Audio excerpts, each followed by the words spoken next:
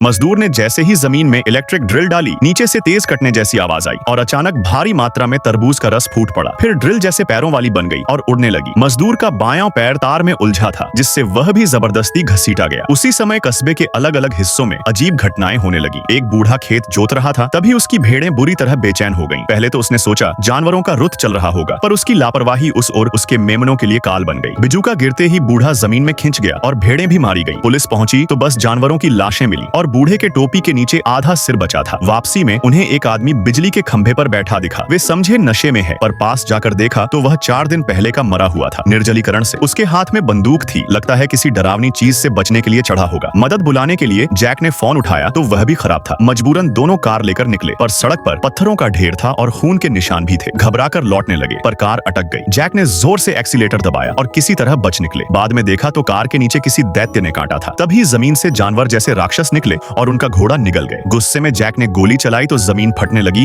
और मां दैत्य निकल आई। वह हजारों मील जमीन के अंदर से कुछ ही मिनटों में पहुंच सकता था। जैक और साथी भागे तो सामने नदी आ गई। वे गिरे और संयोग से यही उनकी रक्षा बन गई, क्योंकि राक्षस टकराकर मर गया। पता चला कि उसकी आंखें नहीं थीं, बस स्पर्श तंत्रिका थी। भूविज्ञानी लिसा ने जांच कर कहा कि रोज 3 टन खाना चाहिए होगा और अब वह इंसानों पर हमला कर रहा है। उसने बताया कि 4 गड्ढे दिखे थे, यानी 3 और दैत्य हैं। तभी चीख सुनकर सब बाहर भागे तो एक लड़का खंभे पर कांप रहा था और जमीन ने उसकी गेंद निगल ली। फिर विशाल राक्षस निकला और टेंटिकल से हमला किया। लोग भागे पर एक एक कर मारे गए। जैक और साथी छत पर चढ़े। लिसा पानी की टंकी पर। ऊपर रहने वाला जोड़ा रेडियो से बोला, पर मिक्सर चला दिया, जिससे राक्षस आ गया। मगर वे हथियारों की दुकान चलाते थे। उन्होंने बंदूक से दैत्य को उड़ा दिया। सबको उम्मीद जगी, पर बाकी दैत्य ज्यादा चालाक निकले और सीधे आबादी वाले हिस्से में हमला करने लगे। अंततः सबने बुलडोजर तक पहुंचने का प्लान बनाया। गाड़ी उलट गई तो दैत्य जैक पर टूट पड़ा, पर लिसा ने पानी के पाइप से ध्यान भटकाया और जैक बुलडोजर ले आया। बचे लोगों को निकालने में मदद मिली, मगर दैत्य ने जाल बिछा रखा था। अंत में सबने बम से फंसाने की सोची, रस्सी से आवाज पैदा की और एक राक्षस को उड़ा दिया। आखिरी वाला बहुत जहरीला निकला, उसने बम उल्टा फेंक दिया। फिर जैक ने आखिरी चाल चली। दैत्य काबू से बाहर हुआ और पहाड़ी से गिरकर राख बन गया। कस्बे में शांति लौट आई। जैक की बहादुरी से लिसा प्रभावित हुई